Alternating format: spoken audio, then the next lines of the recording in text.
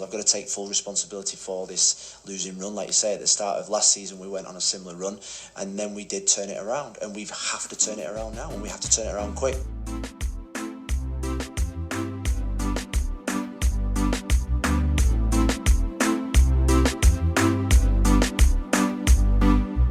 Inter Miami is heading into its bye week with a now 5-game losing streak, and that has all eyes, yes, all eyes on Phil Neville. Hello and hola to everyone y todos.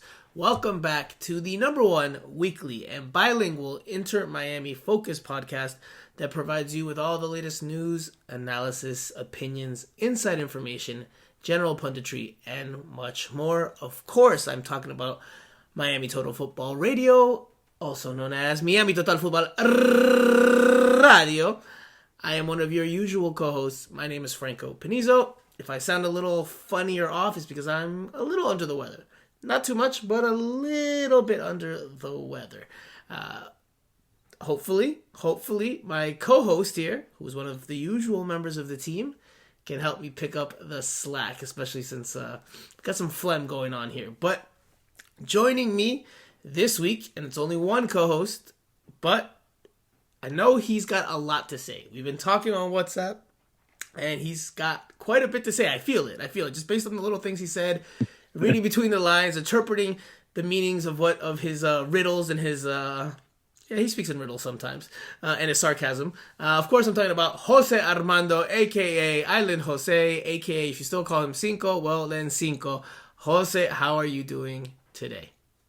I'm okay. I'm just okay because, obviously, things are not going very well for Inter Miami, and everything that I see around the team, it's just making me, I don't know if upset is the right word, but, I'm just eager to get all my thoughts out there. And yeah, I just couldn't wait to record. I gotta say that I was the one that proposed the recording to be done on Monday when we usually do it like Tuesday or Wednesday sometimes. Mm-hmm. But I was actually ready to do it on Sunday night. But yeah, I mean, there's a lot to talk about. You were, and I think this is a great week to do the podcast early. So I appreciate your suggestion and how adamant you were about it, because yes, Jose was not joking. On Easter Sunday, he wanted to record. He's like, can we record tonight? I'm ready. I had plans, so we could not, but Monday we decided to do it. There's no game this weekend, so we can focus strictly on this past weekend's game and the bigger picture for Inter Miami, because yes, they lost yet again, and now that losing streak continues. So we will talk about the defeat to FC Dallas. We will talk about what some of the overarching issues are for Inter Miami. We'll talk about some of the things that they need to absolutely address during this 2-week break before their next game. And of course, we will do the Q&A session and the final thoughts at the very end. Plenty of this talk will be about Phil Neville, of course, because that is probably the biggest talking point after this match, not only because of his comments that he made post-game and taking responsibility for this bad run, but also just what's going on with the team. Why is his team not performing to the levels that people expect of them? This wasn't necessarily a team that we predicted would be in the top spot in the Eastern Conference, but I think we all believe that they're more talented than what they've shown lately. More talented than 12th place in the Eastern Conference. At least I think so. But anyway, we'll dive into all of that in a bit, because we've got so much to talk about. Andrea Llanes Ajicita's missing this one, which is slightly a bummer, because I think she would have been ready to throw some darts. But Jose sounds eager. Jose sounds ready. Jose, let's get to it. All right, listeners. So Inter Miami returned home this past Saturday to Drive Pink Stadium in Fort Lauderdale, Florida, for a match against Western Conference side FC Dallas. Inter Miami loses yet again. 5th straight defeat in a row. 5 al hilo. 1-0 result. Jesus Ferreira, the U.S. men's national team attacker, with the difference-making strike in the 27th minute. We'll talk about the performance. We'll talk about if that was a just result. This was the lineup Inter Miami came out with. They changed it up as we had been thinking was a possibility for several weeks now, Phil Neville returned to the back five. We always say this, you can call it a back three if you want. We'll call it a back five. So Drake Callender in goal, Robert Taylor, the right wing back, the three center backs from right to left, DeAndre Yedlin, Sergi Christoph, and Christopher McVeigh. Franco Negri was the left wing back. The midfield line consisted of Bryce Duke, Gene Mota, and Nicolas Stefanelli. And up top you had the returning Leonardo Campana paired with Joseph Martinez. Jose, we've talked about the results. We've talked about the goal. We've talked about the lineup. I know you've got plenty to say. We will dive into things more specifically in just a moment, but give me your overarching thoughts on the defeat, second straight at home, and the overall performance.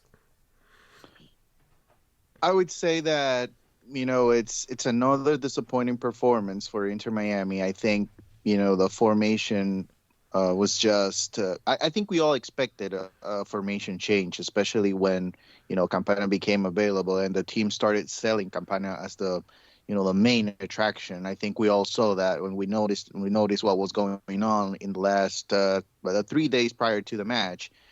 Everything in social media was about Campana returning. So, I initially thought that Campana would not be a starter and that he will come on in the second half, Same. which I think that would have been better for the team.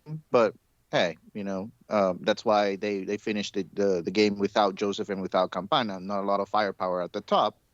Not that they mean goals necessarily at this point, but they're big names and they're supposed to be the ones to score for this team. So I thought the formation was just a mess. Like, honestly, when I was watching the game later that night, came home and started watching the game, and I just couldn't believe it. I was talking to Andre and I was like, what is he doing? I mean, this is crazy bad. Remember the last game against Austin in preseason? We asked Phil about Franco Negri moving forward and leaving so much room behind. This is not something new. This is something that we've seen from preseason until this day. And, there was no adjustment. It seems like, McVeigh is on an island, not my island, but on an island. And I mean, it's just all over the place. And how about DeAndre Yedlin? If you want to have success with DeAndre Yedlin on the field, take off some of the defensive responsibility because that's one of his weakness. He's very good moving forward. He runs up and down the field. He might send a good service in, a good cross in every now and then, but he's a player that can open the game for you on the right side. So offensively, there's some things that you can take off DeAndre Yedlin, but defensively, putting him as a right center back, I mean, that's asking for trouble. And how about Robert Taylor? Again, reminding me of Lewis Morgan just a few months ago, or couple of years ago, honestly. Lewis Morgan playing out of position, same situation again here with Robert Taylor. So it's ongoing things with Inter Miami. It's not being able to solve the problem with Franco Negri on the left side, putting players out of position, and the head coach once again demanding answers from his players when, to be honest, he needed to answer questions as well about the tactics that he has been using, especially over the weekend. So I'm going to stop right there because I can keep going for like 2 hours. We can tell. I'm sure I can tell. I'm sure the listeners can as well. Frustrating. I mean, it's frustrating to watch. It's really frustrating. Now imagine if you're spending your hard-earned money, Jose. Imagine you're spending your hard-earned money like a lot of the listeners are, and the fans that go to the stadium are. Imagine how frustrating it must be to them, right? And that's part of it. That's part of it. I feel frustrated because of the fans. Because for me, listen, I do my job, and then I come home, and it's fine with me. I move on. I have some other games to watch, some other stuff to do. For the fans, it's different. Because they go out disappointed. They paid money. They spent their time watching this team. I don't know how they do it, to be honest, at this point. So Yeah, because sometimes you go and play Call of Duty to like kind of unwind, and this one you were right at it, rewatching the game. Sent me a picture on WhatsApp of you rewatching the game, and then you were like ready to record. I was like, Jose showed a hunger that the type of hunger that Inter Miami could use up top right now, because Jose was ready. Now I want to tell you why. I want to tell you one of the reasons, other than everything that I said. Okay, so I'll give you my thoughts on the performance. The first half, like Phil Neville said and admitted post-game, was the worst first half the Inter Miami's had this season. It reminded me of the first halves that we saw of previous iterations of Inter Miami, where they just didn't look up for it, overmatched. The fact that they were down 1-0 and the fact that they lost this game 1-0 was a positive, because they should have been down by more than one goal. Drake Callender turned in a heck of a performance. He was named as the backup goalkeeper to the MLS Team of the Week.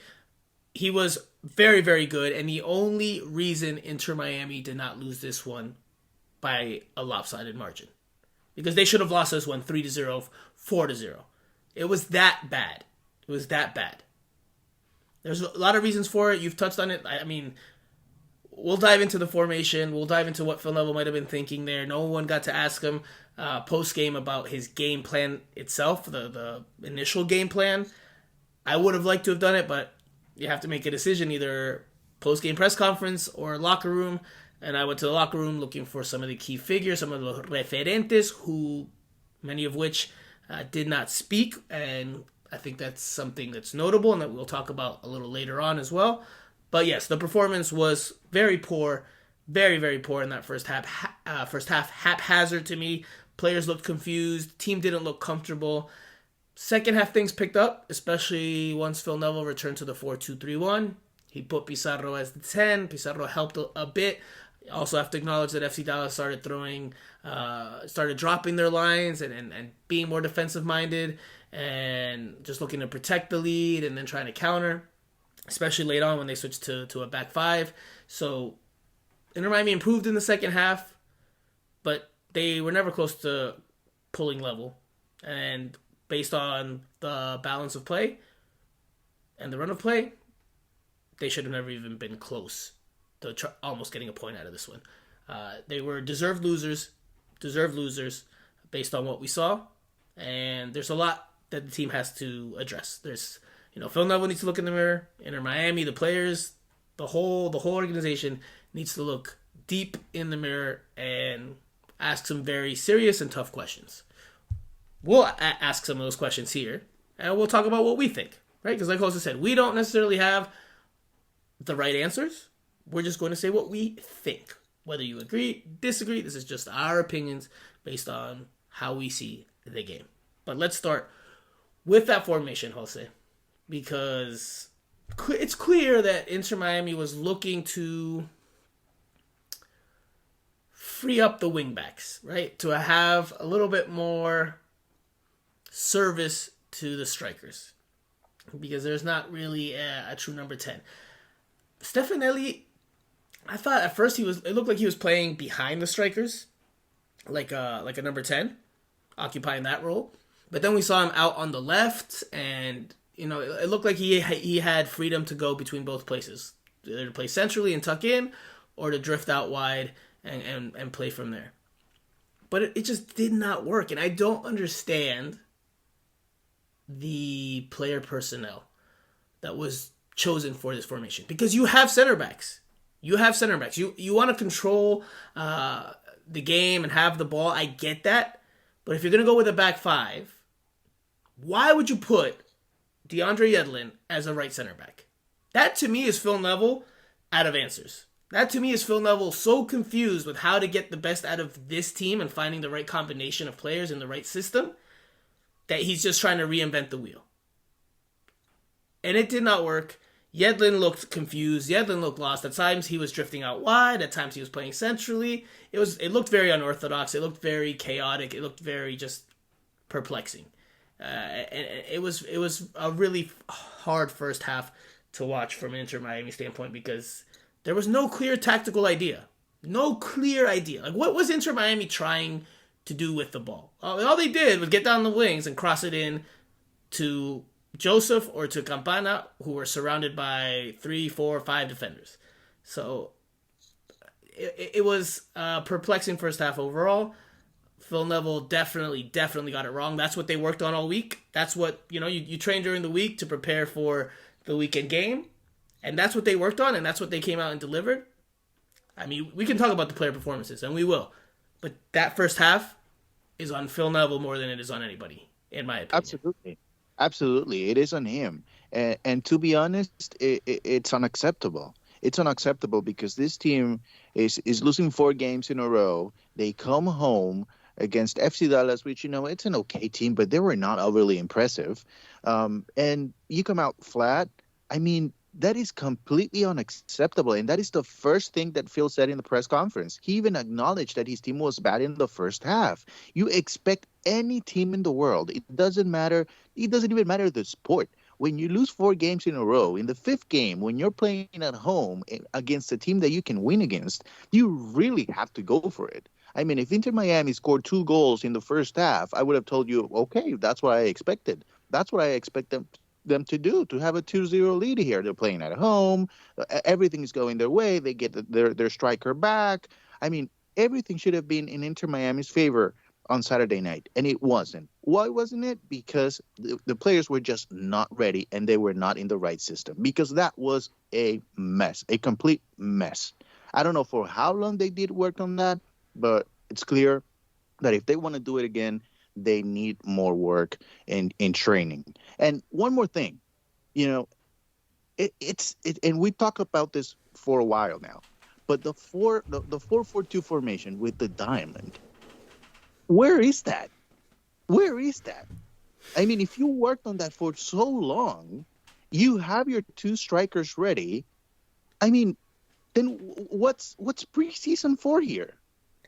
What's preseason? What was all that work that you put in? And this is something that Phil said. He said it. We worked hard on the 4-4-2 formation, on the diamond. You have your 2 strikers. You know you're going to have Campana for 60 minutes. Then where is your 4-4-2? Why are you not using that formation that you work so hard on? And this is not me telling you that they work hard on that. This is me telling you what Phil said to us. He worked hard on that 4-4-2 formation. So if you work so hard, if there is trust within that formation, why don't you use it? And then again, Yedlin playing as a right center back. Is there no trust in Mavica or Sailor? Or is it so hard to get Yedlin out of the lineup? What is it? I mean, it's pretty clear to me. It's pretty clear. This is on Phil. This is on Phil, and he needs to take responsibility for it. Again, to me, it's a clear sign. Yedlin playing as a right center back when I don't think he's ever played there in his career. He's a right back, a right wing back. At times he's played right midfield, but clearly he's not a center back. Very clearly. So playing as a right center back is just, again, to me, it's a clear indication that Phil Neville's at a loss right now. That he's lost the plot and trying to find the best team possible. He has just gone completely off the grid in terms of, what we could have expected. Because listen, Inter Miami, they take the equipo chico approach. They take the small team mindset. Because when the lineup came out, it just has the list of names. It doesn't have a formation. It doesn't show it. I thought 4-4-2 diamond based on the personnel. Campana and Joseph Martinez starting together for the first time this season. I thought it was going to be the diamond. And it's not. It's a 5-3-2. With Robert Taylor and Franco Negri as the wingbacks. The midfield playing in a straight line. The striker partnership very separated from the rest of the team. And it just did not work. It did not work. Again, they should have been down more than 1-0 because they would lose the ball quickly. FC Dallas would counter. And you said you didn't think FC Dallas was that good. I thought FC Dallas was good at what they were trying to be good at, which was just force Inter Miami to mistakes and then counter very quickly into the open spaces, which Inter Miami left a lot of. And they led to a lot of chances. A lot of chances. Because of the setup. Absolutely. I mean, the setup, absolutely. I mean, Nico Esteves won the battle tactically this time. Oh, Phil was outcoached absolutely 100%. But Phil didn't even give himself a chance with that formation he put out there. This reminded me of the game where this comparison makes even more sense than than what we saw this past Saturday. When he put Brek Shea as the left center back in a back five in one game, I think in 2020 or 2020, I think. 2020. In 2021. I believe it was 2021. We had, like, it makes more sense because Brek Shea has some height. You know, like, I could understand that a little bit more than DeAndre Yedlin playing as a right center back. But listen, they didn't lose the game because DeAndre Yedlin played at right center back. It's not DeAndre Yedlin's fault they lost the game. But to me, it's just, I harp on it because it's a clear sign of Phil Neville overthinking things as opposed to simplifying things in the midst of a 4-game, which is now 5-game losing streak. If you really look at the lineup, Franco, and you know, if we set Drake Callender apart, I think the 10 players on the field, other than Drake Callender, of course, the 10 players, they did not perform at their level. Right, and when that happens, you have to look at the coach, right? Like it's not like some players played well and the other ones like disappointed. No, when that many players play poorly, I'm with you 100%. That's on the coach. I mean, this is a situation where it's pretty clear. I mean, what we're seeing here, I would hope a lot of people are thinking the same way from 9:30 p.m. on Saturday night until whenever they're listening, because this is pretty clear. I mean, if you've been watching soccer for a year or two, you probably know this already. I mean, it's pretty clear. Look at the names on the field for Inter Miami, and the expectations were set high because, especially in the starter lineup that they put out there on Saturday, there was talent there. There is talent within this team. So let's quickly go at let's like dissect the lineup, right? Because there's 1, 2, 3, 4, 5, 6, right? 6 players that I would consider attacking players, and Franco Negri, who attacks very well, I'm not counting him. So I'm talking Mota, Duke, Taylor, Stefanelli, Campana, Martinez. Clearly, although they switched to a back 5, the onus, to me, is on attacking. Now, he goes with with 3 center backs to try to help shore up things defensively because they're going to have spaces in behind with that many attackers. But it was so disjointed, the idea just didn't pan out. And I get it, they don't have Gregory, so he's probably looking for a way to plug that hole and fill that void.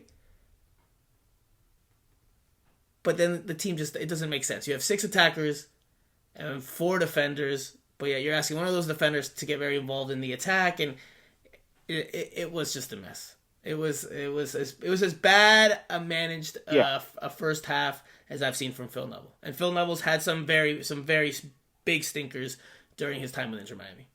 I would take the Gregory excuse on an away game. I won't take it at home. Because at home, you need to have possession. You have enough players to be dynamic. You have several situations going your way. And that's why this team has been successful in Fort Lauderdale. They have been successful. And they have been successful even on nights that Gregory didn't play at 100% or didn't play at a high level. They have been successful. Now, away from home, yeah, I see how Gregory is a big miss because you play more defense and, you want to stay organized, and he really helps on that. But playing at home and not having sense of urgency, that's not because Gregory's not on the field. That's not because of Gregory. No, I'm not saying that. I'm just saying that I think that the idea behind the game plan, right? I think, because again, nobody got to ask Phil Neville about the game plan and what the game plan was. We can only surmise and come up with our suppositions or our sensations as to what it was. But to me, when you have that many attacking players on the field, regardless of what position they're in, I think they were looking to overwhelm FC Dallas. I think that's what Phil Neville's idea was. But it just did not work because it doesn't make sense. You have 6 attacking players, but you've got one that's playing as a right wing back who doesn't play as a right wing back. You've got a right back playing as a right center back. You've got Bryce Duke and Jean Mota who are 8s. Neither of them's a 6. So you've got a lot of attacking and very little defending in actual positions to defend. Right? Because Yedlin's playing as a right center back out of position. Franco Negri's playing as a left wing back, which he can play, but he's asked to move forward. So who are your actual pure defenders out there? McVeigh and Christoph. And Inter Miami wasn't even close enough near, nor comfortable enough, nor clean enough, nor sharp enough with the ball in this setup. They didn't feel comfortable enough to make it work. It's on Phil. I'll say that time and again. This one is on Phil. We can talk about the overarching themes over this 5-game losing streak. How much responsibility falls on Phil there, and we will talk about that here in a moment. But this was a disaster of a first half. Ugly. I think under the right system, this team should perform. The team the group, the 11 starters that he put out there on Saturday, under the right system, they should perform. There's no question about it. But if they are not on the right system, it's really hard to ask more from them. Because think about Negri. Negri looked more like a left winger. Think about Mota trying to start the build-up right in between the two center backs. And this happened several times. So think about Negri being way at the top on the left side, and think about Mota picking the ball right between the two center backs. How in the world is Mota going to connect with Negri through the wing? How? If Dallas is jam-packed through the middle. Almost impossible to do it. Then Robert Taylor on the right side, he didn't know when to go, when to stay. It's the system, Franco. At this point, I think it's pretty clear it's the system. Under the right system, I think Robert Taylor is a very good right winger. Well, and I think he can be very successful here. So what I think happened is that Inter Miami's been playing largely in a 4-2-3-1 through the first few weeks of the season. But it hasn't really worked. One of the reasons for that, Josef Martinez is up top. He's not playing well. We'll dive into that in a moment. We have for several weeks. And I think in the game where Inter Miami had Campana back, I think the game where you could play a 4-2-3-1 or you could play the 4-4-2 diamond, I think because of the pressure and the situation that Inter Miami's in, I think Phil Neville just overthought it completely. Instead of being like, okay, now I have Campana back, now I can operate with two strikers, if that's what he wants to do. He could have also gone 4-2-3-1 and just gone with Campana from the start, if Campana was healthy enough to start here. But I think he just overthought it. I think the situation got the better of him. Like the string of the recent results blinded him from what he actually had available. Because it easily could have been a 4-4-2 diamond. It could have been a 4-2-3-1. Pizarro was dropped from this, which wasn't overly surprising for us. We had been predicting for a couple weeks now, based on Phil Neville pulling Pizarro out of games early, substituting him early, that Pizarro was a candidate to be dropped, even though we thought he was playing well, or better than some of his other teammates. Now, switching gears, because look, we've talked about how much space they gave up. They were attacked repeatedly. Drake Callender had to make multiple saves. I think he finished with 7, if I'm not mistaken, in this one. The attack did not score yet again. And this time was with Campana and Josef Martinez. There was no true 10. Again, Stefanelli tucked in a little bit at times and looked like a 10, but then other times he was playing out wide on the left. I think the idea was to have the wingers feed the strikers. I'm not sure how great of a tactic that is when Campana has some size to him, but Josef doesn't really. Josef has a good vertical. He can get up. But I just don't think that suits this team. This team is meant to keep the ball on the ground. The way it's constructed, this team's meant to have intricate passing sequences, and just long ball after hopeful cross after hopeful cross. It just didn't work. FC Dallas was all over it. It was predictable. It was easy to defend against. Again, I think tactics were a big part of it. Yes, Josef Martinez did not play well again. Campana looked as rusty as you might expect for a player who has not played in 6 weeks. But I think the tactics play a big part in that. Because you know that about Campana. You know he hasn't played in 6 weeks. You know Josef Martinez is struggling.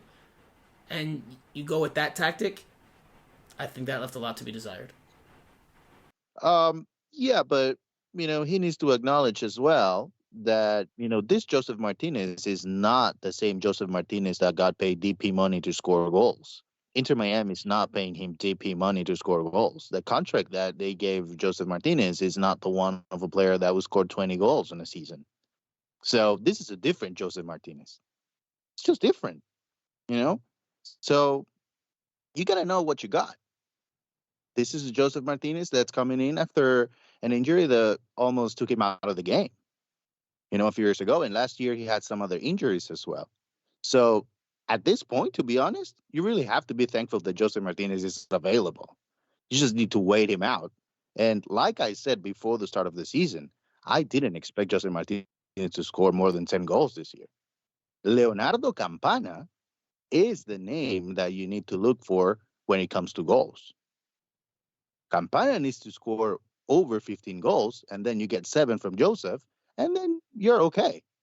That's the way to go here. But obviously, Campana, he shouldn't have started this game because you knew, and FC Dallas knew as well, that Campana would only play 60 minutes.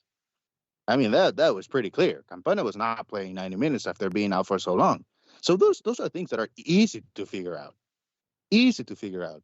And saying to the media that they get paid to score goals when they are struggling, I don't think that's going to sit well with the locker room as well. How do you think Joseph Martinez will take that? I think he wouldn't like that. I mean, I think he's also about Stefanelli, Pizarro to an extent. I don't think it's just a strike. Pizarro has never been a goal scorer, by the way. I mean, he's never been, but he's a DP. He's one of the more experienced players. So I think he doesn't score goals. Gregory's DP. I still think that's who Phil Neville's talking about. I think it's those four. Would you demand goals from Gregory because he's a DP? It's different though. He's not a defensive midfielder. Pizarro's not a defensive midfielder. I checked this stats for Pizarro,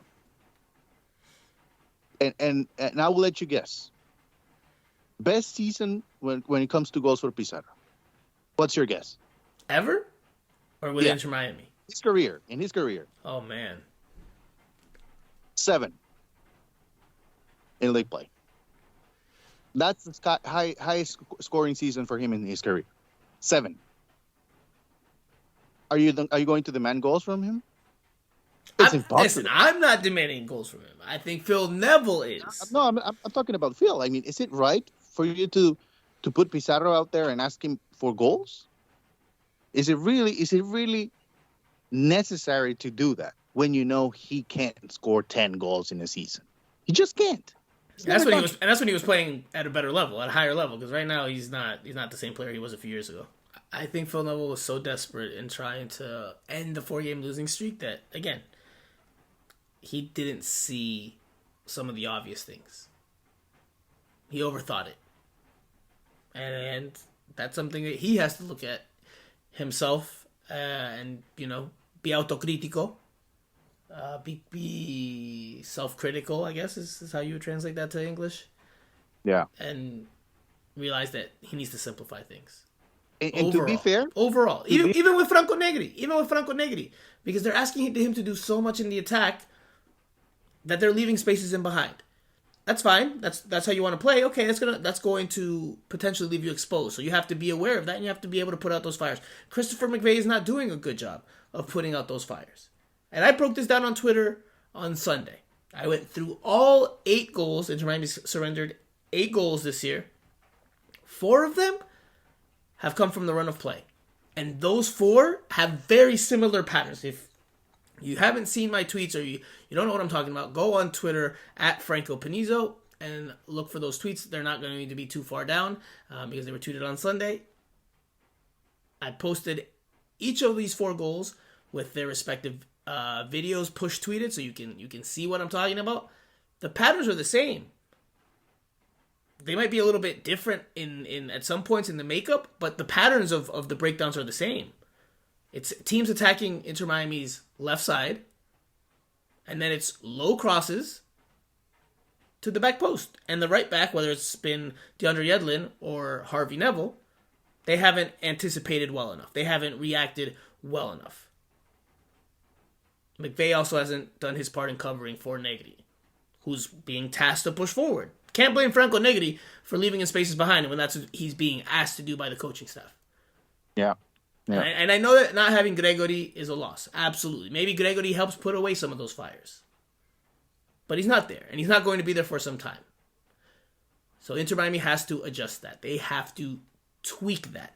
Because 4 goals have been given up in very similar fashion. The other 4, by the way, which I also broke down, it's all in the same Twitter thread, but this was like a secondary note. The other 4 have all come from set pieces. And this is a side note, and this isn't... I don't know how much you can put this on Phil Neville. I mean, maybe Chris Henderson deserves some of the blame here as well. He shoulders some of the responsibility. The other 4 goals are off set pieces. Inter Miami, in losing Gonzalo Higuain, brought in technical players who can provide something to the attack, right? You lose Higuain, you lose something to the attack. You lose some goals, you lose some technical ability, you lose some vision. Probably don't lose a whole lot of speed because he was definitely clearly not the fastest at that point. Not that he ever was.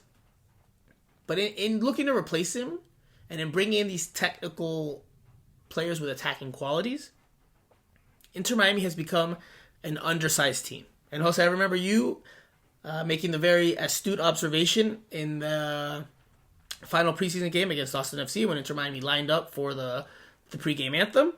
You're like, man, that's a short team. Yes, they are undersized. And now on set pieces, they're mismatched. And they're giving up goals because they're mismatched. So it might be time for Phil Neville to do away with the idea that this has to be this very attack-minded team, very technical team. I'm not saying go completely defensive here.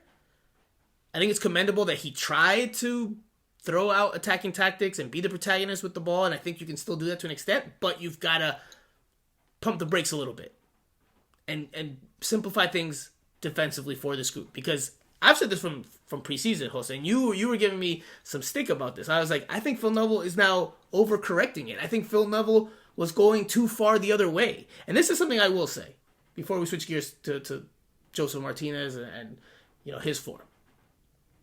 Phil Neville after the game said he thinks some players are too comfortable in the team. Like alluding to the fact that they're too comfortable with their starting positions. And he said that there would be changes by the time the next game rolls around. Which I don't necessarily disagree with that. But I think a lot of it falls on Phil. Phil Neville is a young head coach. Jose, if I asked you right now, based on what you've seen for 2 seasons and change from Phil Neville in his first head coaching job of a men's team, what would you say is Phil Neville's identity? I think what happened towards the tail end of last season, and I wrote this in a piece that you can read on Miami Total Football Substack on Monday. I wrote this. I think last season, when they were up against it, and they had to start winning games to make the push for the playoffs, and they did start winning games, thanks in part to an inspired Gonzalo Higuain and a very impacting midseason signing in Alejandro Pozuelo. I think that put a light bulb over his head in thinking that, okay, the way to win in MLS is to attack, and attack and attack. And now he's gone, like I said, for weeks, going back to preseason, they've gone too far the other way with it. They have lost a defensive balance. Now, the defense isn't why they're losing games. They held FC Dallas to 1 goal. But the overall funcionamiento, the overall performance levels from the team are not good enough across the board. And I think the tactics have a big part to do with that. Players share their responsibility as well because they're not performing. But I think you have to put your players in positions to succeed. And I don't think Phil Neville's doing that. Look, Phil Neville is a young head coach, still in the early stages of his head coaching career. I have no idea what Phil Neville's identity is. I really don't. I could guess, but I don't know what his identity as a coach is. Now, in different games, you alter it for your opponent and this and that, but usually there's like an overarching identity, and I have no idea what that is for Inter Miami under Phil Neville. We've seen a defensive team. We've seen an attacking team. We've seen a team that no juega nada at times. A team that doesn't play anything, doesn't offer or propose anything with the ball. I don't know what his philosophy overall really is. And I think he's still defining what type of coach he is. And I think we got to get to this point because we haven't talked about it. There's plenty of fans already clamoring for Phil Neville to be let go yet again, and I don't think that's a wrong opinion. I think that's a fair opinion. I think that's a fair criticism because listen, Inter Miami's in a 5-game losing streak. The franchise record is 6. That happened twice, and it happened twice under Phil Neville in 2021. That's when the record was set. So Inter Miami has had long losing streaks under Phil Neville with 2 different iterations of this team. In 2022, they had a 4-game losing streak. That was the longest they had. But they've gone on long losing streaks under Phil Neville. I think Phil Neville is still defining who he is as a coach. And I think that the match from jump was never a good one. Because Inter Miami is not a team nor an organization that, even though, yes, they're a young franchise, but the expectations are high. And Phil Neville has acknowledged this time and time and again. So with those expectations and with that fan pressure, it's not made to have a young head coach who needs to develop and figure out what kind of coach he is. They needed someone that was established. They needed someone that was going to come in here and introduce their identity, not that was going to learn and figure it out and make mistakes, right? Like just so you put a young player out on the field, they're going to make mistakes because they're learning. Phil Neville's making mistakes because he's learning. I don't think this was ever, and we're going way back now, but I don't think this was ever a good match. I think you're seeing Phil Neville's growing pains as a head coach, and it so happens to be with Inter Miami, who does not want to go through these phases, but they made this decision. You know, sometimes you just have to adjust to the players you have and not force the player to adjust to an idea that you have in place and that you think is going to be successful. I think we've seen good things about Stefanelli, and I think they just have he's one player that coming in. I don't see consistency from him in terms of, okay, you're gonna play this role, and I want you to be at your best here, because he's moving around all over the field, and I think he can be good, but you know, he's up and down in his performance because, you know, he's moved around, and I think there's another situation that can explain this even better, and I think it's Franco Neri. I think we all like Franco Neri, right? I think, you know, as he moves forward, he looks really good. The goal he scored a couple of weeks ago was just outstanding. A lot of quality there, but you know, he's setting him up for failure. Talking about Phil, defensively, because, you know, most of the time, playing as a left wing back, when you look for Franco Neri, he's chasing. When he's trying to play defense, he's chasing all the time, and it would be easy for people to say, well, he's late, and he's not, because he's being asked to do more offensively. Right. I agree with that. Because on the goal, right? The goal comes in against FC Dallas where he gets burnt. He gets toasted on his flank on the dribble. And it's in a one-on-one like defensive battle. Or a one-on-one battle. But I think because he has so many offensive responsibilities, that impacts how much defensively he can offer you. So I agree with you. I agree with you fully. Because guess what? If Franco Negri was playing 5-10 yards deeper and not tasked with going forward so much, then he can focus more on keeping the guy in front of him. But because he has so many responsibilities in terms of the attack, I think it's negatively impacting his defensive abilities. And the same thing will happen if DeAndre Yedlin continues to play as a right center back. I don't think we're going to see that again. No way. No, I mean, what I'm trying to say is that, you know, the Franco Neri situation applies not only to him, but to other players within the team. And I would add this. I would add Bryce Duke to the list.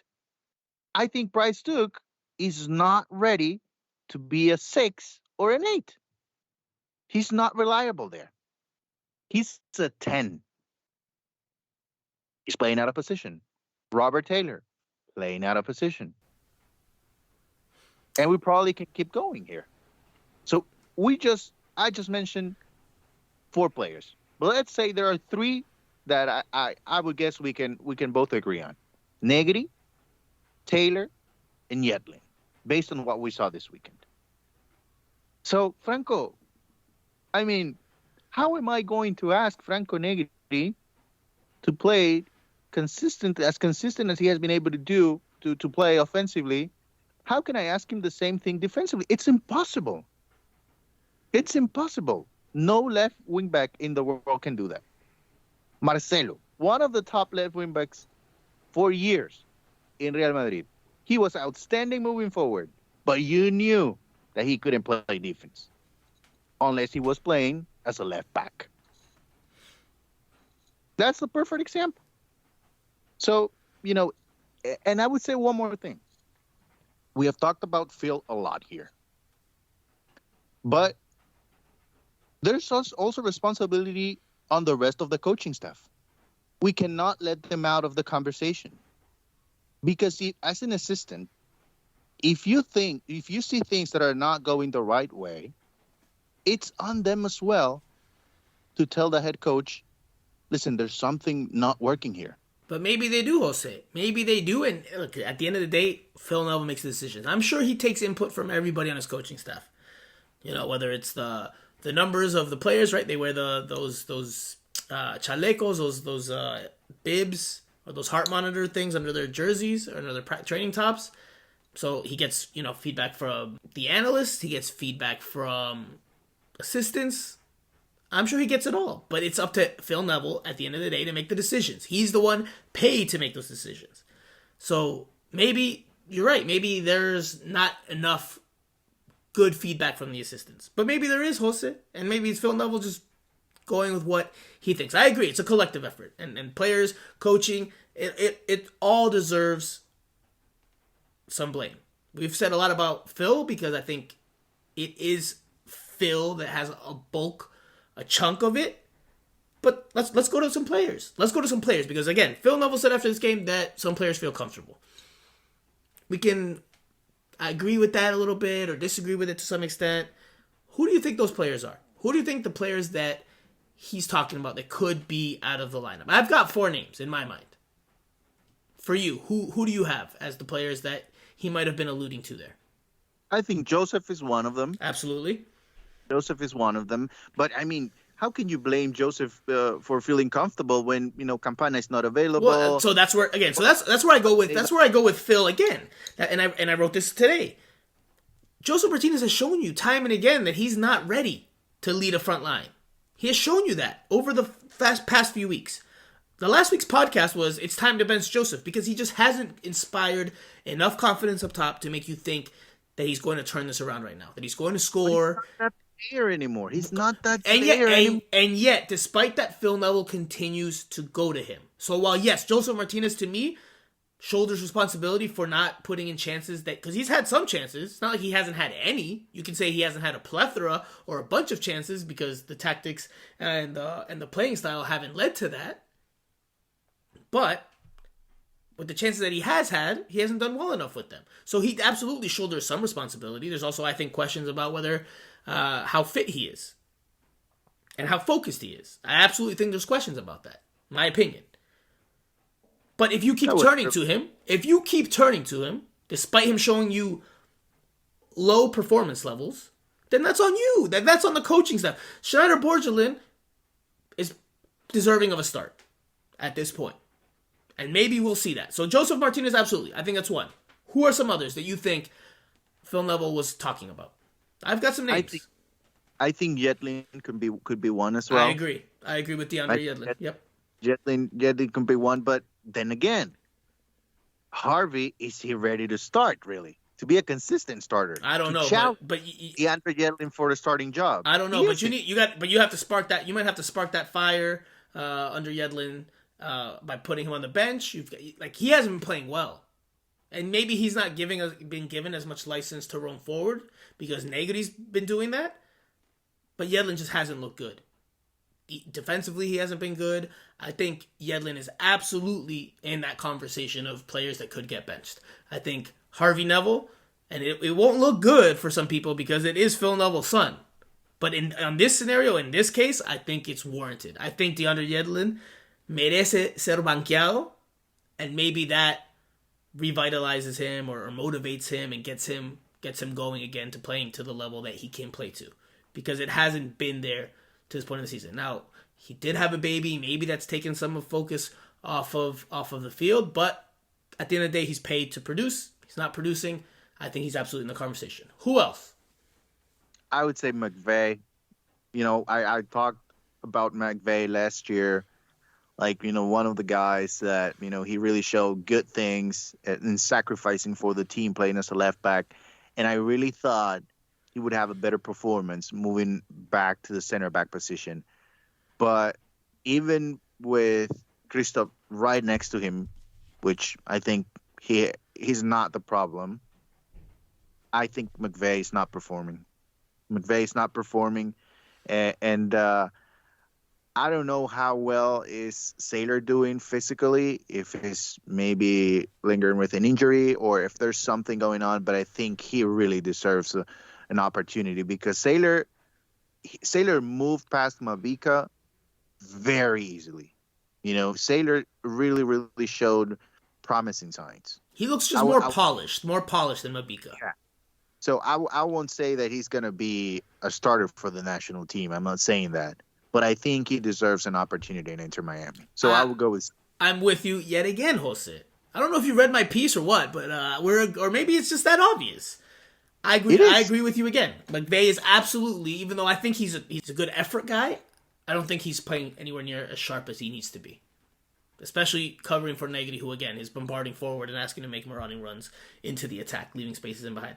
McVay hasn't been good enough. So that's those are three. Any more names? Because I've got another couple. I think one you're not going to agree with me on because you've said some other things about that player. But go ahead. My last player on that list would be Duke. I agree yet again. Duke is not performing, but I would say this. I don't think this is that's his position. You don't think that's his position?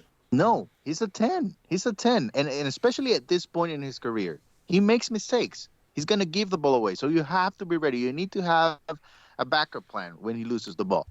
But that's the job of a 10. Sometimes, not every single pass is going to be beautiful and perfect. You're going to miss sometimes. And Duke is a 10. And by the way, I really hated that Phil put out the conversation between the two of them out there. Just because, so Leo Campana was not a DP, but he performed at a high level. And now he's a DP, right? Young DP, but a DP still. So why is Bryce Duke not capable of doing the same? They don't see that potential in him. Very quickly, because one more talking point with regards to Inter Miami that I think is an issue. But before we get there, I want to say one name that I know you're not going to disagree, and we can go back and forth for a while here. I think Stefanelli's in that conversation of players that could be benched soon. I like the qualities I've seen from him. I think in a different system, with different responsibilities, different funciones, I think he could be very good in MLS. But with the way Phil Neville wants to play, I don't know where he fits. He's not a true 10. He hasn't been asked really to play as a true winger, which I think could suit him.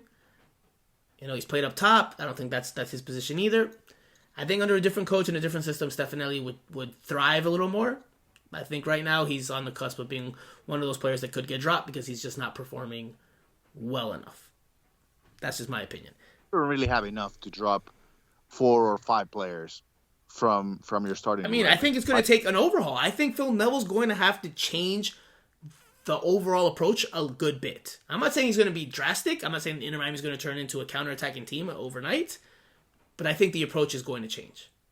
I think that it has to change. And I think that's going to give a chance, like he said. He didn't say names. Phil Neville didn't name names, to his credit. He didn't say any names specifically on post-game on Saturday. But I think you're looking at Borgelin potentially starting. I think Ariel Lassiter could potentially get a start. I think Ryan Saylor could get a start. Victor Ulloa could come back in. They may have to sacrifice some of that attacking mindset and mentality and some of that technical qualities that they've tried to integrate into the group this year to get back to basics. Because that's what they have to do. Because this is not working. They're on a 5-game losing streak also. They lose again, they've tied the franchise record for consecutive losses in MLS play. I think he said that in the heat of the moment. And we might see 1 change, 2 at the most, in 2 weeks against Houston. Road game, by the way. and Houston playing really well at home, surprisingly under Ben Olsen. But I would say they don't have enough to make 4 or 5 changes in the starting lineup. I say these are candidates. These are candidates. I'm not saying they're all going to go, but these are all if candidates. He plays as a winger, then he'll give you more. That's what I'm saying. I think they're going to change. I think we're going to see an overall change in approach because this approach hasn't worked. And look, Phil Neville has made adjustments before, and it's worked to improve the team. He's done it before. I think he has it in him to do it again. If he is honest with himself and the coaching staff and they admit where they've gotten it wrong, I think we'll see a change in approach. And if we don't, then I think Inter Miami's in a lot of trouble. Changing 1 or 2 pieces, I don't think solves the overall issues here. In my opinion. But Franco, the diamond was working.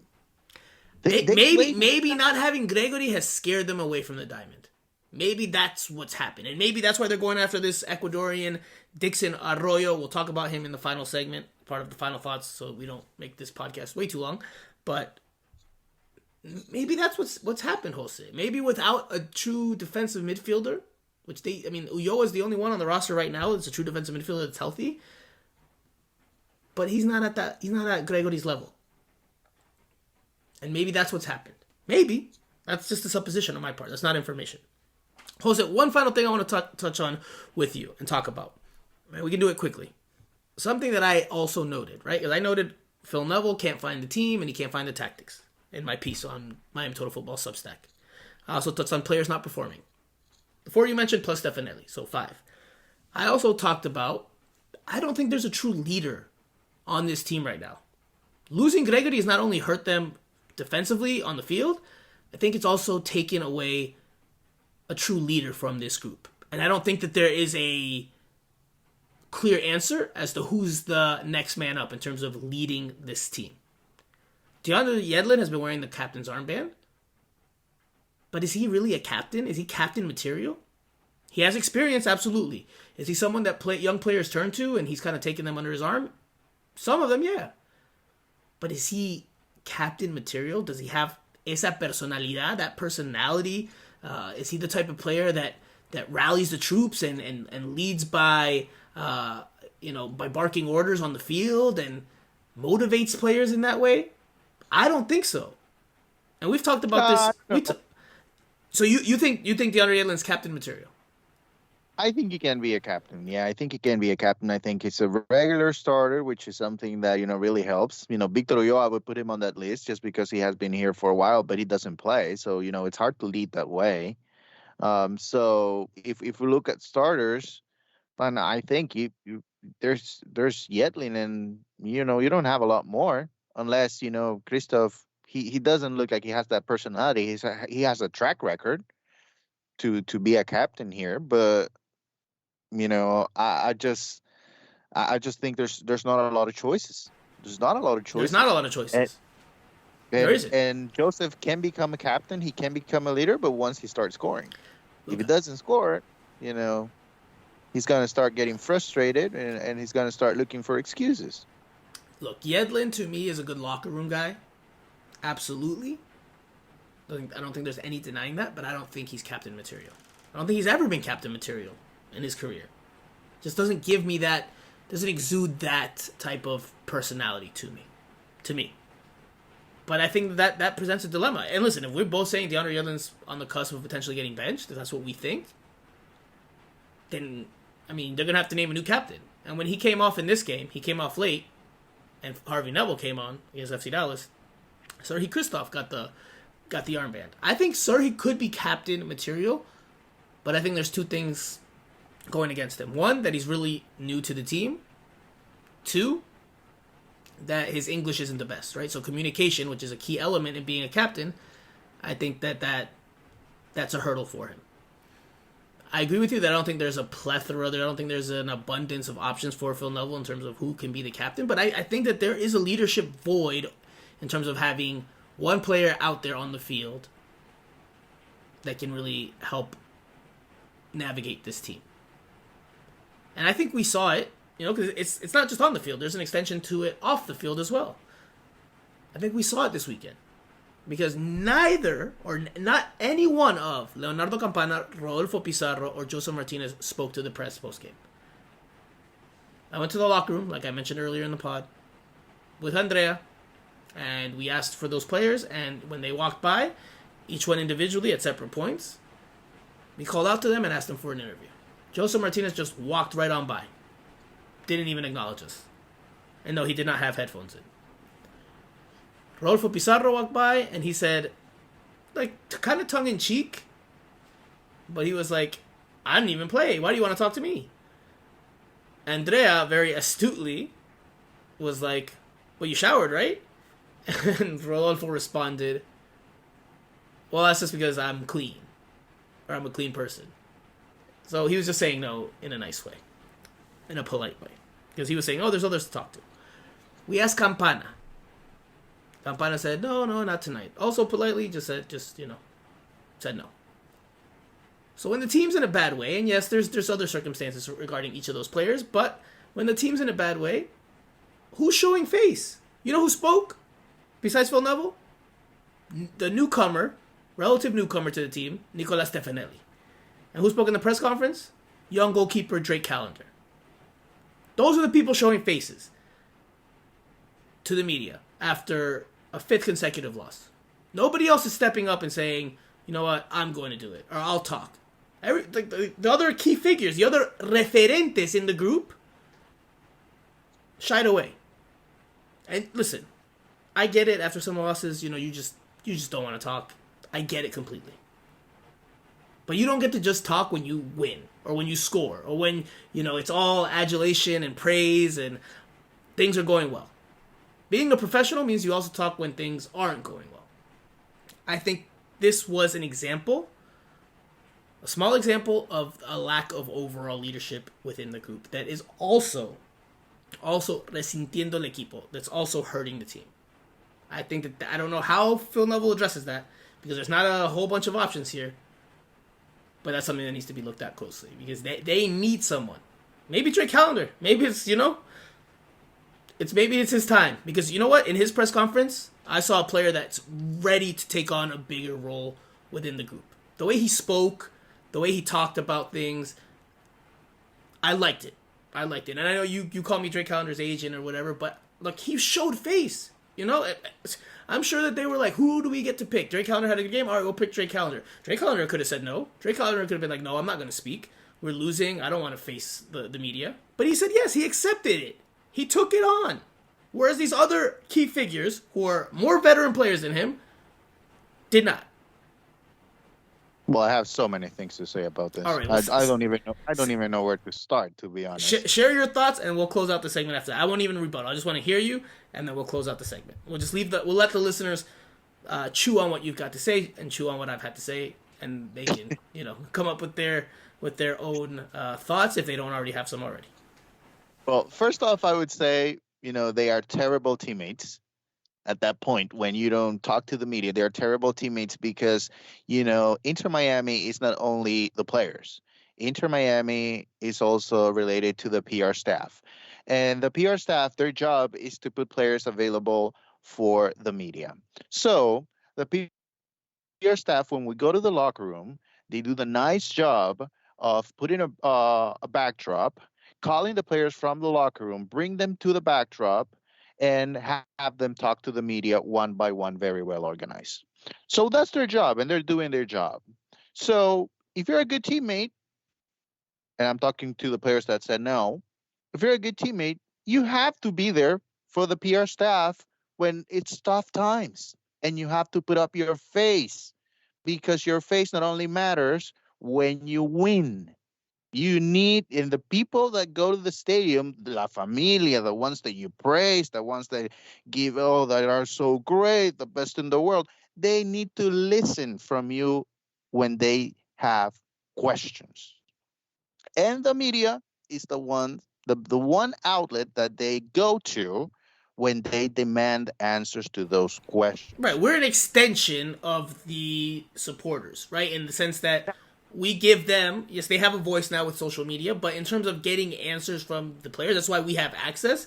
We're an extension of the questions that they have. We come up with our own at times, we have our own ideas, but we're an extension of the overarching sentiment that fans have towards the team, generally speaking. And unfortunately, that group of people that have the responsibility to go to the locker room and demand they have the responsibility to ask the questions and demand answers from the players. Unfortunately, and this is a reality for MLS and maybe not only for Inter Miami, there's a lot of people that have media credentials that go to the stadium and they go to cheer. And so they are only there when you have to praise the players, when it's all happiness. Because, as a fan, obviously, when you go to the stadium, and the team is in the middle of a 5-game losing streak, you go disappointed. So the one thing that you want to do once the game is over is just get out of there, go home, think about something else, watch the Miami Heat, or do something else. Just get out of Inter Miami. But, unfortunately, the group is not big enough, which is something that happens in some other places in the world where, everybody takes the job seriously. And, the group of media members that go to the locker room and demand answers from the players, it's bigger. So the players cannot get away from it. See? And that's not happening, unfortunately. The group is just too small. And the players are not helping their own teammates because everybody in the PR staff is their teammate. If Trey Callender would have said, no, somebody else needs to go out there, the captain needs to go out there because they're going to be asking me questions that I don't have to answer. I played a good game. It's not on me. Trey Callender was a good teammate. So he's young and he will make mistakes in the future, but his teammates need to learn a lot from Trey Callender because he did put his face out there when he should have been not him and it should have been somebody else because the team wants good press and that's why they put the Drake Calendar out there so that people will ask him questions about his good game. That was not the topic after the game on Saturday. The topic after the game on Saturday was the team did not perform for the 5th game in a row. So, Jose, you went on a tangent, which I liked, but you didn't answer my question. Do you think there's a lack of leadership in that locker room? I know you gave Yedlin, you think he's captain material. Do you think there is a lack of leadership though in that locker room without Gregory? Yes or no? Simple. It definitely showed a little bit. With the locker room situation. But I think there's names that they can step up. I think they can step up. And if that's the case, I think Gregory needs to be involved. I think Gregory needs to be around, and I think he's around. He needs to be around. He has been around. I've seen him on the, I don't know what you call those little, like the little scooter things, but he's in a cast, right? So he's got one leg on that scooter type thing, and he's just like kind of hobbling around on it. So he is around, but obviously it's limited. His impact is limited. He's not on the field. He's not in training. He's just there in the locker room. And he's not taking part on the field. So there's only so much he can really say that's going to resonate. If he can talk in the locker room, I think that's something that can help. If he can, if he's in there before and after the match, I think that helps. Now on the field, I will point definitely to Yedlin. I think he needs to be the guy to take the lead here, and he's vocal with the referee. I've seen that, especially on Saturday, which is part of the deal. But he needs to be vocal as well with some of his teammates. But it's at the same time when you're not performing at a high level, and you go out there and you have a conversation. And you start with, you need to do this better, then you're a little bit afraid that, your teammate is gonna come back to you and say like, yeah, you too. Right. You have to lead by example. And now, are you saying can you say that he's leading by example with his performance levels on the field? I don't think so. With the performance, no. I don't think so. But all right, we'll leave it there, Jose. We'll do a quick Q&A session after we take a quick break, and the final thoughts. We'll do all that after this.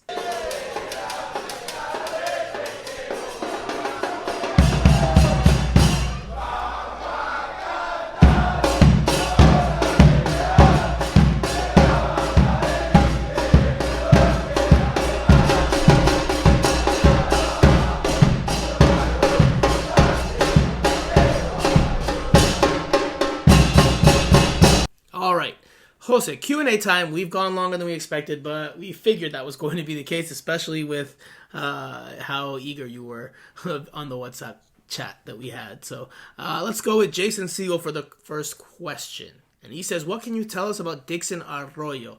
Is he a starting caliber talent or just a backup for Duke/Ulloa? Also, does this signing mean we lost out on the Busquets sweepstakes? So this is something we haven't really talked about. We mentioned it in the first segment, and now we can flesh it out a little bit. And that's that Inter Miami has been linked, and all signs are pointing to, yes, it's going to happen. I mean, it's all but a done deal. That Dixon Arroyo, an Ecuadorian defensive midfielder, is set to sign with Inter Miami in the coming days. Now, for me, I've never seen him play, so I can't tell you is he starting caliber or not. But I'll tell you what I think. I don't think he's coming to be a backup for Duke or Ulloa. I think he's coming to help be that starting defensive midfielder. Will he play to Gregory's level? No idea. But I think he will. The thought is that he will be an upgrade over Victor Ulloa. He's played, I think, twice with Ecuador's national team. So, I mean, he's not really an international, but, if he got to that level at some point, then, he has to have some qualities. So I think he'll be a starter once he gets up to speed and gets in the groove of things. We'll see how much he brings to the table on the field. I think it's an emergency signing. I mean, Chris Henderson and Phil Neville is saying in the press conference, we've been looking at him for a while and this and that. I think it's an emergency signing because, they need somebody to replace Gregory. So, I mean, he could be a good signing. I mean, he's been a starter. He playing for Emelec. Some of the, the comments around him have been really, really good. When it comes to a new player, and I think we all go to YouTube and watch highlights, there are only so many things that you can pick up. Right, right. You don't know how they can adjust to MLS and the level of the physicality of the league. It's completely different. It's a different level. So I think it's an emergency signing. I think they have acknowledged that they need to bring somebody in. And in regards to Busquets, I don't know. I mean, we've all thought that, the Busquets signing, it's one of those signings that might be linked to Messi if that ends up happening. So I don't think Busquets is out of the picture, even with Dixon Arroyo coming in. I think, there's plenty of room in that position in Inter Miami, in the Inter Miami roster right now. I wouldn't rule out Busquets, but I do think this makes it a bit tougher to envision, but I wouldn't rule it out. Because again, Gregory, before the injury and everything, there was a lot of talk, there was a lot of smoke about him potentially being moved on. So that could still happen once he's healthy again. They could move him on. So, and then you have Busquets and Arroyo as your two sixes or defensive midfielders, even though they're of different qualities. Let's go to Elder Bar. He has a lot of questions, very interesting questions, and actually we can pair it with Tank 721. So I'll go with Elder Bar first. Is it worth talking about replacing Phil? Will Pizarro be a starter with Campana back? Which on-field player, if any, has been your MVP up to this point? Who has it worse currently, LA Galaxy or Inter Miami? A lot of questions from Elder Bar. A lot of good questions from Elder Bar. Tank721 says, who do y'all believe will start the next match? The gaffer has 12 more days to figure it out. The schedule looks tough going deep into May. Are these the last few weeks for Phil Neville to lead the squad? So again, there's questions about Phil Neville's future. I think, if you've listened to this podcast and you've gotten to this point, you haven't heard us say that we think Phil Neville should be fired. And I think the reason for that is because I don't think he's going to be fired. I don't think he's going to be fired. Jose, I don't know if you think that, if he keeps losing, he loses the Open Cup game, that he gets fired. I don't think he gets fired for... Yes. I think the Open Cup, they just can't afford to drop that game. You said the same thing last year. Yes, but they won the game. They won against Miami. They weren't necessarily the most deserving team. They weren't necessarily the team deserving of the victory. But they won. Look, and I think it's even worse this year than last year. Because this year, I mean, I think they have a better team, especially at this point. If you go back, there was no Pozuelo. So they have a better team now than the one they put out there against Miami FC. And if they go with, Inter Miami 2 players and role players into that game, I think that will be trouble. Well, there's a challenge that week. There is, because the game is being played, if I'm not mistaken, it was announced this week that Inter Miami drew Miami FC. I believe it's being played on April 26th, which Yes. is a Wednesday at FIU Stadium. So, if you want to see the Miami Clasico, make sure you start making your plans now to get out of work early because you'll run into traffic. I remember last year driving down with El Primo and his 30 start. his it's a 7:30 start. But still, if you're getting out of work at 5 in Broward County and you got to get down there or you got to pick people up, you could cut it close. I remember last year going with El Primo and we made it, I don't know, 20, 30 minutes before kickoff. I mean, Primo isn't the fastest driver. Shout out to Steven Primo Brenner. Nor the best DJ. But anyway, I digress. We talked about that last year. That week is tough for Inter Miami. They play away to Houston Dynamo on the 22nd, Saturday. Yeah. Then they return to South Florida to play 4 days later against Miami FC in a winner-go-home match, U.S. Open Cup game. And then they travel to play 3 days later at Columbus. That's a tough stretch, man. There's going to be a rotation there of some sort. You can't expect the same 11 or the same 14 players to start those 3 games. So there's going to be a rotation. I would say if they put out there, if they go to Houston, they don't win the game, they go with 6 in a row, he's going to have to play starters against Miami FC. Because if he drops that game, he's in trouble. And it doesn't matter how it happens. If it's penalties, if it's extra time, if you got 2 red cards, there will be no excuse. I don't imagine Jorge Mas in a situation in which the game is televised, luckily, which, it's something that Inter Miami is not able to do anymore. Everybody in South Florida watches that game. When I mean everybody, I mean the soccer people in South Florida. Football fans. Yeah, football fans watches that game. And Miami FC wins against Inter Miami. And he's going to be like, okay, it's fine. It's part of the process. We're going to take some more time. Think it's going to get better. Gregory will be back in 5 months. No way. So I think that could be a very important game. And listen, Miami FC is not doing really well in league play. So Miami FC is not the same team that they were last year. I would say they never got to, even after the Open Cup game against Inter Miami, they never lift up. They play the playoffs, but they were never a great team. And this year, I don't think they're better than last year. So that could be a game as well that can bring some calm after the storm for Phil, because they should win that game. To be honest, they should win the game if they play, as close as you can get to your starters. Now, if you bring role players in and academy players, then I think you might even things out, and then you're in trouble. So, to the main point, and I do think the Miami FC game is worth talking about. We'll get to it in a little more detail as it gets closer. I don't think we've talked about replacing Phil because I just don't think it's going to happen. I personally don't think it's going to happen at this point in the season. One, I think for Inter Miami's brass, it's just too early in the year to make such a decision. That doesn't mean I agree with that. That's just what I think they think. And I think they'll give him the benefit of the doubt without Gregory, without Campana for so many weeks. I think that they'll give him a longer leash than that, even though they're playing poorly. So that's why we haven't really talked about replacing Phil. Listen, but Jose, how just quickly, so that we can share our opinions. How close would Phil be to getting fired if you were in charge?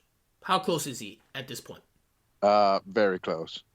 I would agree with you. I would say he's on the brink if it was me in charge. Yeah, if it was my decision, I think it's very close. And listen, I am not for firing coaches early in the season. I think you have to give them time. But I think the track record for Phil in his time with Inter Miami is enough at this point. It's enough. So I in my personal opinion, I mean I will be really, really close. Really, really, really close. Just because it's too messy, man. It's just too messy. I mean, I think Inter Miami, they haven't been able to establish an identity. And you talked about this in terms of, in regards to Phil. What is his identity? Now, think about Inter Miami. what's Inter Miami's identity? They don't have one. What is Inter Miami? Is it an attacking-minded team? I mean, the ownership talks about winning championships, but do they reflect that on the field? Not even close. I don't. This team talked about fighting for the top 4 spots in the Eastern Conference. There's a lot of season to go. They could bring in a midseason signing that turns it all around, but right now they're in 12th place. So very, very far from where they expected themselves to be at this point in the year in terms of how competitive they are. So listen, for me, it'd be very close as well. I think he'd be on the brink. But again, because he has strong ties to David Beckham, which we all know about, plus the fact that it's early in the year, and I wrote this again on the piece on Miami Total Football Substack today, I just don't see it happening right now. I don't see it happening in 2 weeks if they lose to Miami FC. I think maybe July, August, if this continues, if this type of the poor run of form continues, then yeah, then at that point, then you're talking like, okay, yes, it's a lot more clear then. There's a bigger sample size for the ownership group to make the decision. I don't think that they will, in their opinion, make a rash decision. I don't think it's rash, but I think that's how they would view it if they were to fire him now. Jose, very quickly. Remember this. But the Mas family are not necessarily football people. All right? They're becoming football people. Yeah, but they're not. They're not. So they might see things in a different way. They want to be successful. Right, but they listen. They listen to Beckham. Beckham is the soccer savvy guy. At some point, if you're David Beckham, how do you defend Phil? I called Phil nine lives Neville on a podcast. I don't remember what year it was. 2021 or 2022? Probably 2021. Because I just don't see it, man. I don't see it happening. As much pressure as the fans could put, as much as we talk about it, like as much as people could want it to happen, I just don't see it. I don't see it. Yes, I could agree with you that deep down inside, maybe Jorge and Jose Mas are probably like, is this guy really the right man for the job? But they are in negotiations with Beckham. Beckham is a co-owner. Beckham is around. Beckham helps bring fanfare and attention. So, if it was just up to them, maybe Phil would be gone. But since David is around and that relationship exists, you can't deny that there is a relationship between David Beckham and Phil Neville that goes back years to when they were teammates. They're friends. They're business partners in a lower division club in England. I just don't see it. I don't see it. I think that they will give him the benefit of the doubt for a good while, whether it's warranted or not. Very quickly, I'll answer one of the other questions from Aldebar. I wish I could answer them all. But he says, which on-field player, if any, has been your MVP up to this point? For me, Jean Mota. Christoph probably in the conversation as well, but I would say Jean Mota. Jean Mota, MVP? He said out of the field players. Oh, field players. No, I wouldn't go with Mota. I think Christoph or Negri. But then again, here comes trouble with me in my head because I look at Negri as a left back and then I see him struggle chasing the wingers all over the field all for the 60 minutes of the match.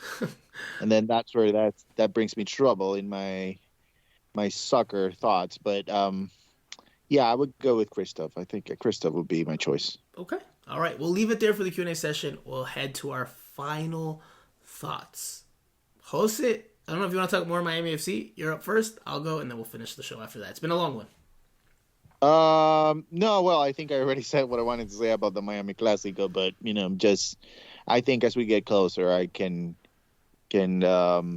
can talk more about this. It should be a fun night. And once again, if you want to enjoy professional and football in Miami between the two teams here in South Florida, I think that's a great opportunity. And last year, by the way, I started, I'm not a Miami FC fan, like you said last year, but I just like the rivalry. I like the idea of the two teams facing each other once every year and making it a rivalry. So we'll see if, we can see this rivalry take the next step. If Miami FC wins that game, then, I think we'll be talking about a real rivalry and not something that we wish for. So that's your final thought? Yeah, that's my final thought.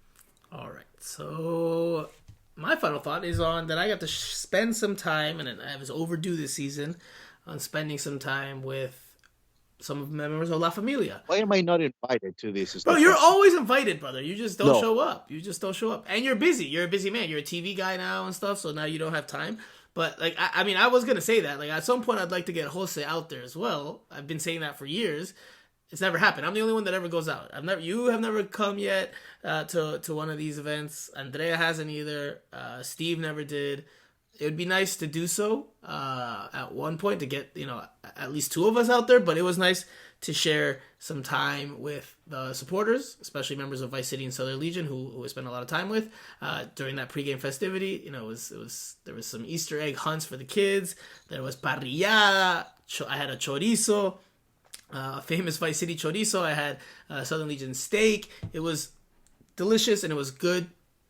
Catching up with a lot of the listeners, a lot of people that follow the team, and just seeing the familiar faces again. I was long overdue for that, so that was enjoyable. If I didn't see you, I hope to see you soon, because it's always nice to talk soccer, talk football, and hear what you guys have to think about the state of the team, whether we agree or disagree. So good to catch up with y'all. Plan to do it again soon. Won't be as long as it was. Right. I don't drink, so I'm not going to take any beers away from y'all. Come on. Right, Jose. Andrea drinks, though, so yeah, and she's coming with me. Jose has a mean appetite, though, so he might end up grabbing more than one choripán from Vice City, so yeah. I think taking more beer could be a bigger problem, so I'll take food.